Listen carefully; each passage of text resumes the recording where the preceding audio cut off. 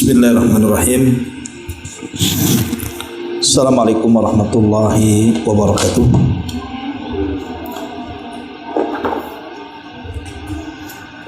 Alhamdulillah wassalatu wassalamu ala Rasulillah wa ala alihi wa sahbihi wa mawalah wa la hawla wa la quwata illa billahi wa ba'd. Alhamdulillah, di siang ini kita bisa duduk untuk berthalabul ilmi dan kita masih meneruskan kajian Bahjah Qulubil Abrar, kalimat-kalimat singkat dari Rasul tapi syarat dengan makna. Dan kita masuk pada hadis ke-48 tentang 3 jenis manusia yang berhak mendapatkan pertolongan Allah Subhanahu wa taala. Kita baca hadisnya baru kita terangkan. An Abi Hurairah radhiyallahu anhu qala qala Rasulullah sallallahu alaihi wasallam thalathatun haqqun 'ala Allahi 'aunuhum al-mukatab yuridul ada wal mutazawwij yuridul afaf wal mujahidu fi sabilillah. Rawahu ahlus sunani illa an-Nasa'i. Dari Abu Hurairah radhiyallahu anhu, beliau berkata, Nabi sallallahu alaihi wasallam bersabda, ada 3 orang yang berhak mendapatkan pertolongan Allah. Pertama, budak yang ingin membebaskan dirinya. Yang kedua, orang yang menikah demi menjaga kehormatannya. Dan yang ketiga, orang yang berjihad di jalan Allah Subhanahu wa taala. Hadis ini dikeluarkan Ahlus Sunan dan juga kecuali Imam Abi Dawud. Ma'asyiral muslimat yang dimuliakan Allah Azza wa Jalla, hadis ini adalah hadis yang sangat mulia sekali, menjelaskan kepada kita tentang pertolongan Allah Subhanahu wa taala kepada hambanya. Karena di sini Nabi sallallahu alaihi wasallam mengatakan salasatun haqqun 'alallahi 'aunuhum. Ada 3 orang yang berhak mendapatkan pertolongan Allah Subhanahu wa taala. Tentu yang dimaksud adalah pertolongan yang hanya Allah saja yang bisa menolongnya, di mana selain Allah Subhanahu wa taala tidak akan sanggup penolongnya. Dan yang dimaksud pertolongan di sini artinya kemudahan dalam rizki. Jadi Allah Subhanahu wa taala akan menolong hamba-hambanya dengan memudahkan rizki mereka. Dan Allah Subhanahu wa taala berfirman, wa fis samai rizqukum wa ma tu'adun. Dan di langit terdapat rizki-rizki kalian dan apa yang dijanjikan Allah kepada kalian. Artinya Allah Subhanahu wa taala punya cara untuk menolong kita dengan cara-cara yang hanya Allah yang tahu. Yang jelas bahwa 3 kelompok ini pasti ditolong. Dimudahkan usahanya, dimudahkan rizkinya, dimudahkan hidupnya dan jalannya. Siapa mereka ini? Pertama, Nabi sallallahu alaihi wasallam mengatakan al-mukatab yuridul ada. Al-mukatab yuridul ada maksudnya adalah budak yang hendak memerdekakan dirinya. Mungkin di zaman sekarang mungkin perbudakan tidak ada. Tapi di zaman Nabi sallallahu alaihi wasallam ada perbudakan. Dan pasti nanti di akhir zaman pun akan terjadi perbudakan apabila terjadi perang antara negara Islam dengan negara kafir. Lah kita tahu bahwa kalau ada seorang budak dia ingin bebas dari majikannya, dan kebebasannya itu dia gunakan hanya untuk memperlancar ibadah dia kepada Allah. Sebab kalau seandainya dia masih berada di majikannya, berarti kan masih ada hak dia kepada majikannya. Dia harus bekerja kepada majikannya, dia harus nurut kepada majikannya, sehingga dia belum bebas. Sehingga dia ingin bebas, betul-betul bebas, tidak dalam kondisi dikuasai orang lain, supaya lebih mudah beribadah kepada Allah Subhanahu wa taala. Akhirnya dia pun melakukan perjanjian dengan majikannya bahwa saya ingin bebas. Kira-kira saya harus bayar berapa? Akhirnya majikannya pun menyetujuinya bahwa engkau harus membayar sekian dan sekian. Maka budak ini kemudian berjanji untuk membayar dan dia pun keluar dan bekerja. Tentu tujuannya bukan kabur, tidak. Memang dia bekerja mencari uang, nanti hasilnya diberikan kepada majikannya sampai harga yang ditentukan itu lunas. Maka itu disebut al-mukatab yuridul adana. Lah kalau memang niat diikhlaskan Allah Subhanahu wa taala, terlepas dari perbudakan manusia, dan ia hanya ingin menjadi hamba Allah Subhanahu wa taala semata sehingga dia bebas beribadah kepada Allah Azza wa Jal, maka mukatab seperti ini akan dimudahkan rizkinya. Ada saja jalan di mana dia bisa membebaskan dirinya. Ini yang pertama. Kemudian yang kedua, Nabi SAW mengatakan wal mutazawwij yuridul afaf. Dan orang-orang yang menikah demi menjaga kehormatan dirinya. Kita akhirkan pembahasan ini karena panjang.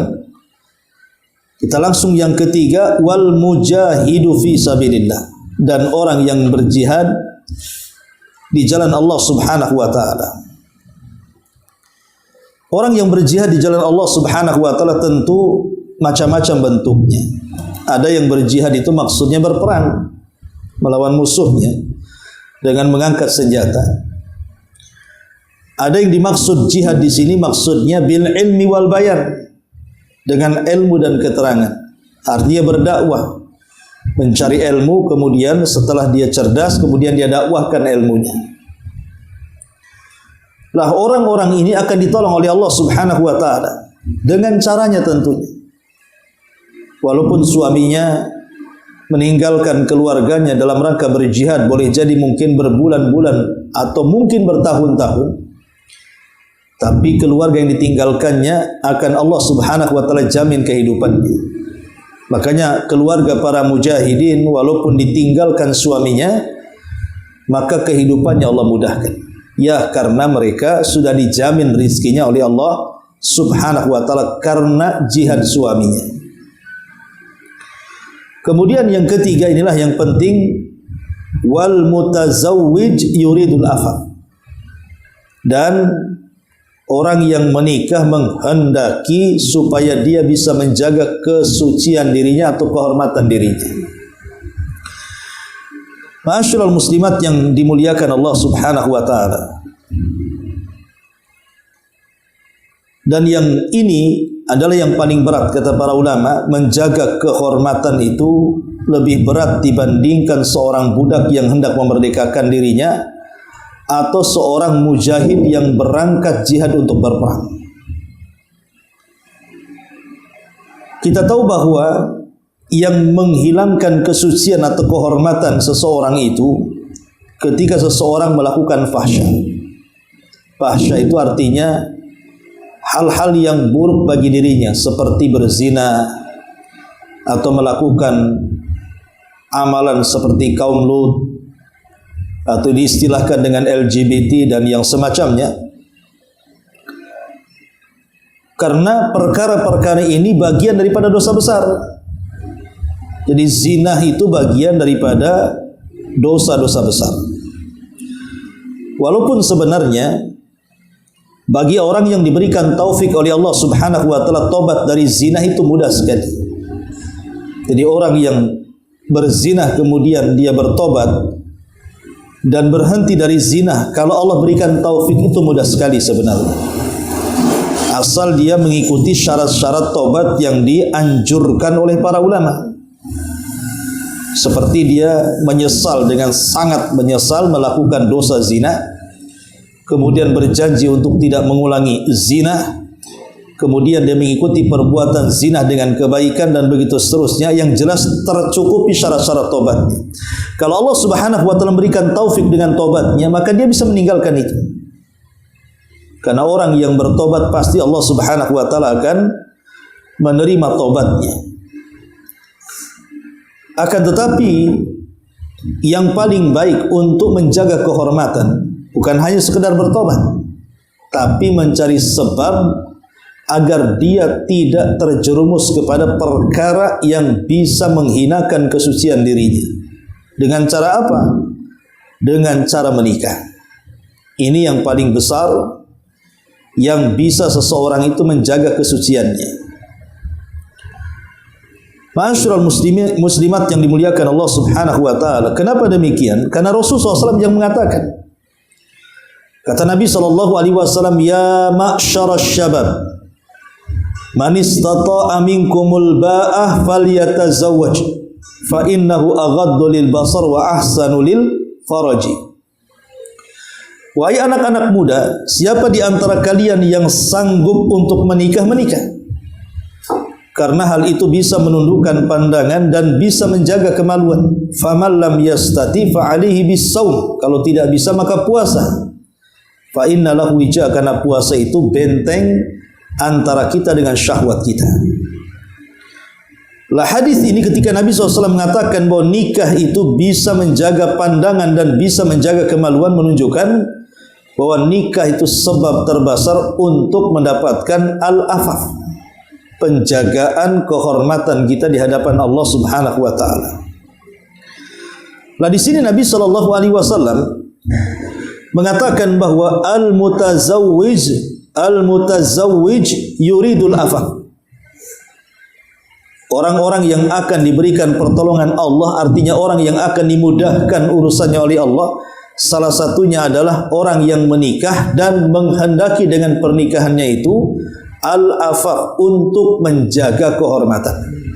Maka Allah akan mudahkan untuk kehidupannya. Dengan syarat ya Bu ya, ketika menikah itu memang niatnya menjaga kehormatan, bukan niatnya itu supaya nikahnya itu dikenal orang, hura-hura, banyak seremonialnya dan begitu seterusnya. Nah, itu boleh jadi setelah menikah malah banyak hutang kan gitu.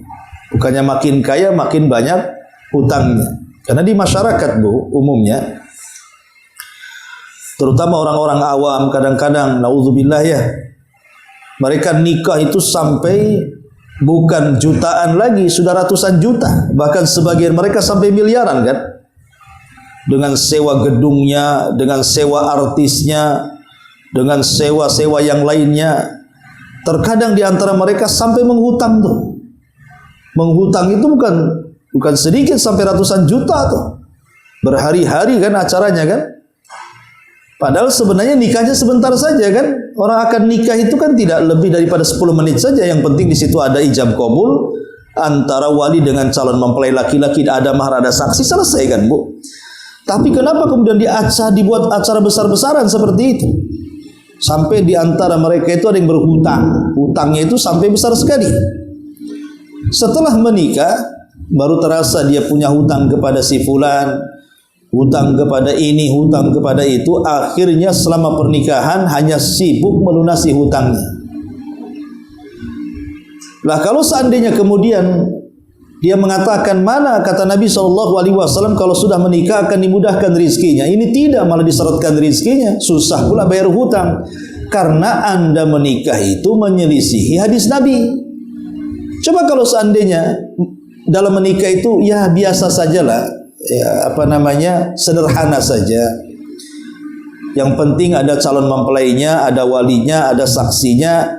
kemudian undang orang-orang di sekitarnya, ya ala kadarnya. Yang jelas tujuan menikah itu dia terbebas dari zina, dia terbebas dari homoseksual dan yang semacamnya, itu ya. Insya Allah setelah menikah itu pasti berkah, pasti Allah akan mudahkan urusannya. Karena begini kata para ulama, jadi orang yang menghendaki kehidupannya penuh dengan afaf, artinya menjaga kesucian dan kehormatannya, itu akan menyebabkan kekayaan.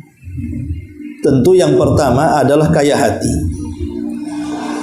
Kaya hati, dan kaya hati itu lebih kaya dibandingkan kaya di luar hati.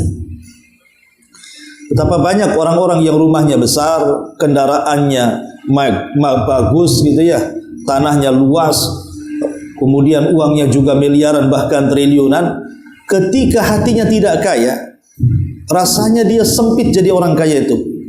Dia tidak kerasan di rumahnya, bahkan dia cenderung kemudian malas hidupnya. Kenapa? Karena hakikat kaya itu bukan di situ. Tapi walaupun nampaknya dia usahanya ya biasa-biasa saja, mungkin dia hanya sebagai tukang bangunan atau ojek online atau hanya jual es cincau atau apalah ya, yang penghasilan itu secara kasat mata tidak banyak. Tapi karena hatinya kaya, maka dia hidupnya tenang dan bahagia. Itulah buah daripada afaq namanya. Orang yang menjaga kehormatan itu biasanya diiringi dengan kekayaan hati. Dengan kekayaan hati. Makanya lihat Bu, banyak kasus di masyarakat itu kan Bu. Umpamanya ada kasus suaminya ketangkap polisi kemudian dipenjara. Itu kebanyakan orang-orang yang dipenjara itu kan punya anak istri. Kebanyakan orang-orang yang dipenjara karena sebuah kriminal itu kan punya anak istri kan Bu. Tapi walaupun suaminya dipenjara, toh juga istri yang di luar penjara dengan anaknya masih bisa makan, masih bisa sekolah, ya kan, masih bisa tersenyum dan begitu seterusnya. Padahal kepala rumah tangganya dipenjara kan. Nah, siapa yang memberi makan itu keluarganya yang di luar penjara pada suaminya di penjara? Allah Subhanahu wa taala. Makanya orang yang menikah menghendaki untuk menjaga kehormatannya itu pasti ditolong Allah Subhanahu wa taala. Ya. Masyarul muslimat yang dimuliakan Allah Subhanahu wa taala, maka pentingnya seseorang itu menikah untuk menjaga kehormatan. Jadi ini juga sebuah nasihat bagi ibu-ibu yang punya anak gadis ya. Sebab kalau ibu-ibu kan sudah tua, sudah nikah lah ya. Artinya ilmu ini saya bagikan kepada ibu-ibu yang punya anak gadis. Kalau memang ibu sudah punya anak gadis atau mungkin anak laki-laki yang sudah layak menikah, maka nasihati anak-anak kita ya, bahwa engkau menikah itu untuk menjaga kehormatan. Jangan sampai terjerumus kepada zina. Jangan sampai terjerumus kepada homoseksual ataupun penyimpangan seks lainnya. Jadi kalau sudah ada lain tuh anak kita ini sudah mulai terkena pergaulan bebas Bu, nikahkan segera. Ya, nikahkan segera. Jangan terpikir, Ustaz dia belum cari kerjaan, itu belum kerja, nanti dia makan apa. Jangan terpikir seperti itu. Sebab menyelamatkan anak kita dari zina itu lebih dibandingkan bicara soal pekerjaan. Kalau dia sudah ngebet nikah, jangan ditahan-tahan. Dan sudah ada jodohnya dan ibu layak menikahkan anak kita dengan dia karena sudah ya sekufu lah, bolehlah kan itu. Nikahkan saja. Insya Allah Allah Subhanahu wa taala berfirman, "Iyakunu fuqara yughnihimullah." Kalau mereka memang orang fakir, nanti setelah menikah pasti ada rizkinya sendiri. Allah pasti cukupkan mereka. Ya, mungkin ya sebulan 2 bulan masih merepotkan orang tua lah. Tapi lama-lama nanti Allah bukakan tuh rizkinya sendiri. Entah dengan caranya, pasti dia akan dibukakan rizkinya. Seperti saya, ibu dan yang lainnya. Dulu waktu ibu masih gadis, ya kan? Ibu menikah dengan suami. Mana ada suami punya rumah kan, Bu? Ya. Ada suami punya rumah? Tidak ada. Ya. Mana ada suami punya mobil? Tidak ada. Kalau awal-awal menikah kan masih culun-culun, mana punya apa-apa. Tapi berjalannya waktu, akhirnya ibu punya anak, kemudian suami mulai bekerja, makin dewasa, akhirnya mulailah dia nyicil rumah, bangun rumah, beli kendaraan, mulailah kemudian ekonominya kuat. Lah salah satu Allah mudahkan kita mendapatkan itu semua adalah dengan jalan pernikahan. Itulah yang dimaksud di sini. Kata Nabi SAW, "Thalathatun haqqun 'alallahi aunuhum", bahwa 3 manusia berhak atas Allah. Allah tolong mereka. Salah satunya al-mutazawwij yuridul afaf, orang yang menikah dan berkehendak menjaga kehormatan. Ma'asyiral muslimat yang dimuliakan Allah Subhanahu wa taala. Di zaman Nabi sallallahu alaihi wasallam, kata Anas bin Malik radhiyallahu an, ada 3 orang yang datang menemui istri Nabi sallallahu alaihi wasallam. Kemudian mereka bertanya-tanya soal ibadah Nabi sallallahu alaihi wasallam. Ya, kata istri-istri Rasul, ya ibadah Nabi begini kan gitu. Tapi 3 orang ini merasa beribadah Nabi itu kurang banyak. Akhirnya kemudian salah satu di antara mereka mengatakan, saya akan puasa dan tidak akan pernah buka. Yang satu mengatakan, saya akan sholat malam terus dan tidak akan tidur. Yang satu mengatakan, saya tidak akan menikah karena saya akan habiskan hidupku untuk agama. Sampailah berita ini kepada Nabi. Maka Nabi SAW mengatakan, siapa yang mengatakan seperti itu? Akulah orang yang paling bertakwa di antara kalian, yang paling takut di antara kalian. Tapi aku puasa, aku juga kadang-kadang membatalkan puasa. Aku sholat malam, kadang-kadang aku juga tertidur. Dan aku banyak menikahi wanita. Maka barang siapa yang benci dengan sunnahku, maksudnya sunnah pernikahan, falaisa minni, maka dia bukan golonganku. Lihat Rasul mengatakan, faman raghiba an sunnati falaisa minni. Siapapun yang membenci sunnahku, maka dia bukan kelompokku. Kata-kata Nabi SAW, dan saya banyak menikahi wanita. Dari sini Nabi SAW mencontohkan, Rasul juga manusia sama dengan kita. Maka Nabi SAW ingin mencontohkan umatnya, beginilah cara menjaga kehormatan menikah. Karena kita tahu bahwa orang yang menikah dengan orang yang tidak menikah itu akan berbeda. Berbeda dari segalanya. Kalau orang sudah menikah itu semua menjadi pahala, Bu. Senyum ibu pada suami pahala, sentuhan ibu pada suami pahala, memasakkan masakan untuk suami pahala, membersihkan rumah, ya nyapunya, ya ngepelnya, ya nyucinya, semua jadi pahala. Jadi tidak ada yang sia-sia, Bu. Orang yang sudah menikah itu semua akan jadi pahala. Makanya jangan suka gerutu di rumah tuh. Ya, aduh capek ini. Semua pahala, Bu. Jangan salah. Ibu lelah, letih, masak, ngepel, nyapu, semua pahala, tidak ada yang gratis. Itu semua dinilai. Makanya kenapa ada istilah baiti jannati, rumahku adalah sorgaku, itu bagi ibu-ibu tuh.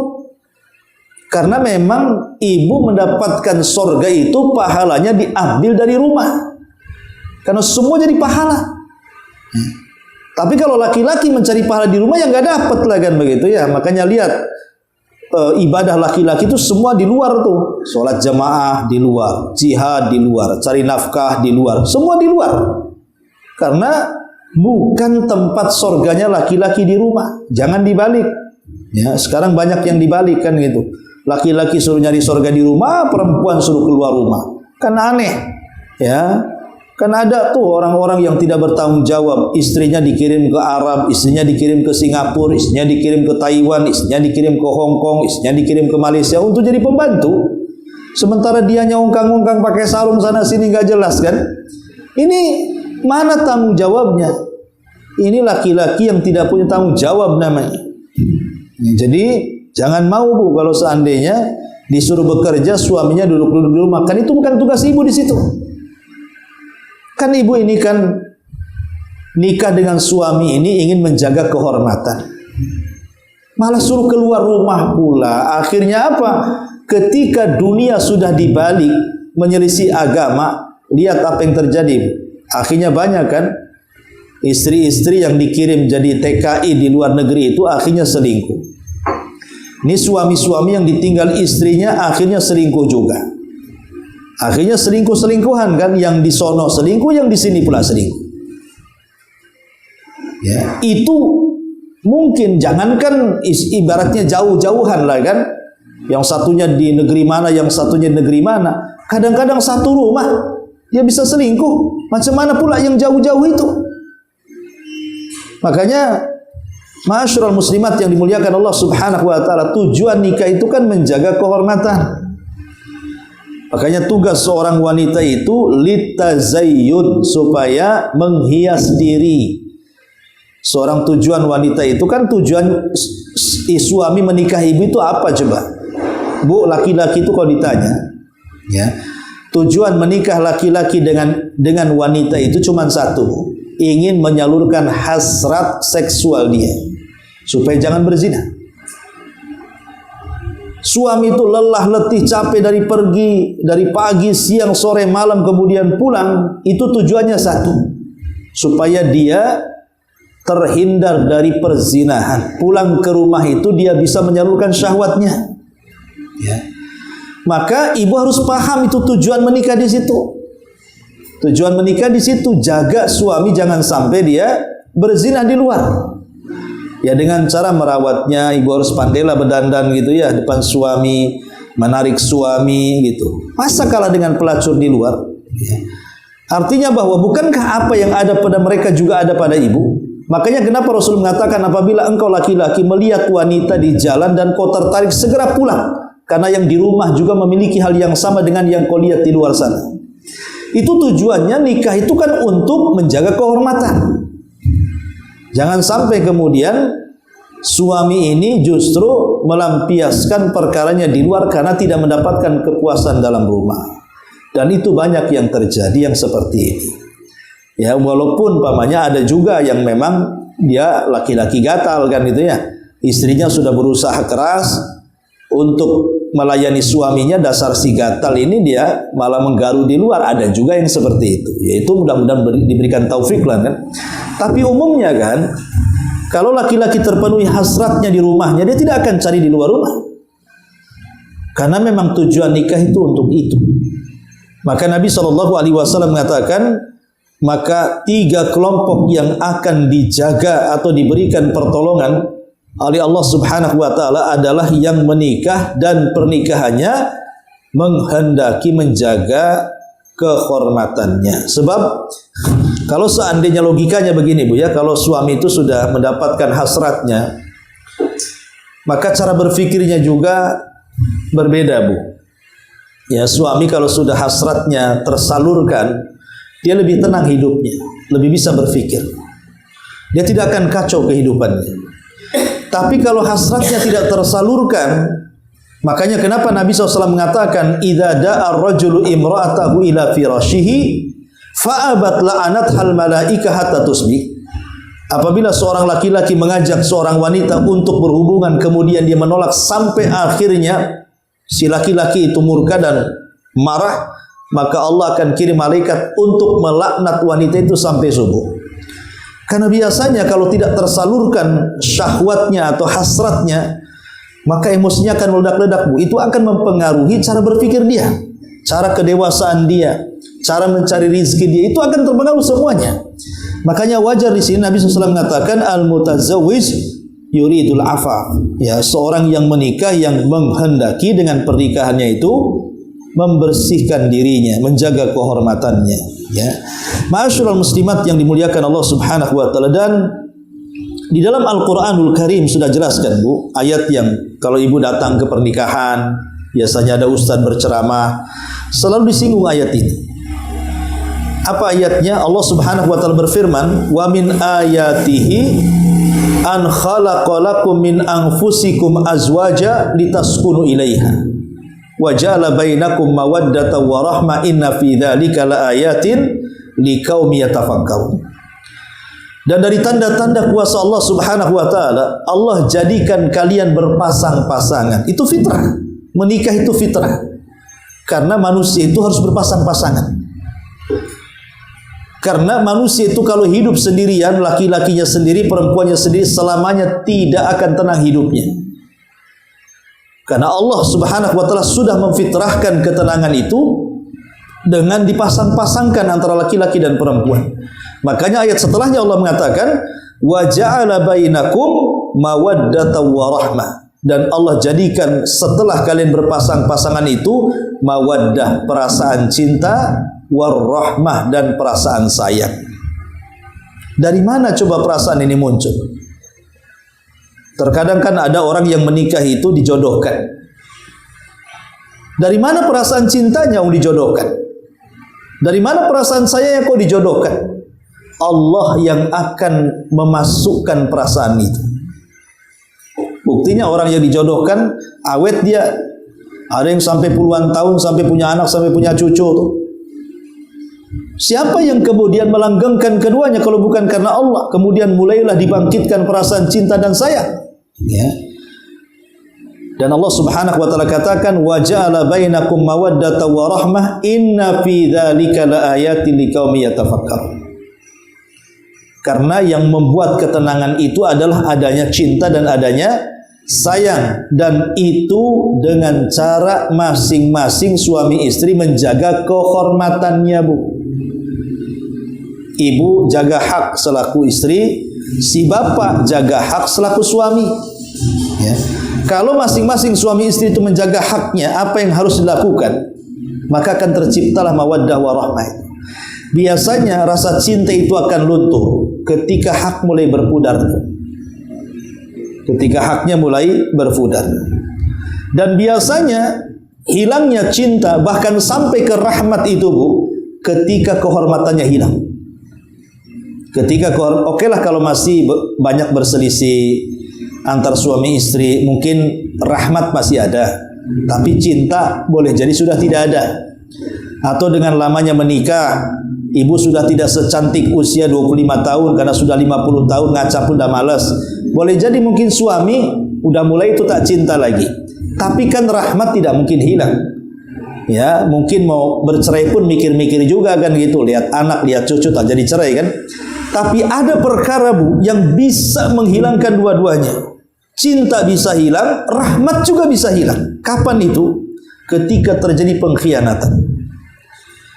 Ketika terjadi pengkhianatan yang mengakibatkan khianat ini melanggar tujuan pernikahan. Menjaga kesucian dan kehormatan, si suami selingkuh, si istri selingkuh, itu sudah nggak ada kasih sayang dan rahmat biasanya. Betapa banyak seorang istri ketika melihat suaminya selingkuh, dia nggak ada rasa lagi. Saya udah nggak ada rasa sama suami saya, Ustaz. Kenapa? Entah, pokoknya ingin pisah aja rasanya itu. Nggak ada lagi sayang-sayang. Udah kita anggap kawan bukan suami. Apalagi seorang suami, apalagi diselingkuhi oleh istrinya. Oh, itu marahnya luar biasa itu, karena kehormatannya hilang di situ. Makanya kalau sampai hilang tujuan nikah ini, bukan hanya mawaddah yang hilang, tapi rahmat juga sampai hilang. Makanya kenapa di sini Nabi SAW mewanti-wanti soal niat pernikahan itu. Kita yang sekarang sudah menikah, yang sudah bertahun-tahun menikah, dah lama pun kita menikah, tidak apa-apa, kita kembalikan niat kita bahwa tujuan kita itu menikah. Ya, bilang sama suami atau suami sama istri, tujuan kita menikah itu untuk menjaga kehormatan. Maka dari situ jagalah pernikahan dengan cara ambil hak-hak yang memang sesuai dengan tujuan nikah. Contoh mamanya ibu mulai lagi, ya mungkin tadinya malas dandan, mulai berdandan kan itu, mulai merayu suaminya, mulai ya pokoknya semangat lagi. Saya sudah tua, tidak apa-apa, sudah tua, apa masalahnya dengan tua? Ya, kalau suami lebih tua maka bahkan ada pubernya lagi tuh kalau suami itu, Bu. Hati-hati, suami kalau sudah 40 tahun ke atas, 50 tahun, itu pubernya lebih daripada 20 tahun, Bu. Kalau ibu tak pandai-pandai jaga suami, bisa hilang suami itu. Ya, makanya di sini menjaga kehormatan itu bukan di waktu awal nikah saja, bahkan sampai tua tetap harus menjaga.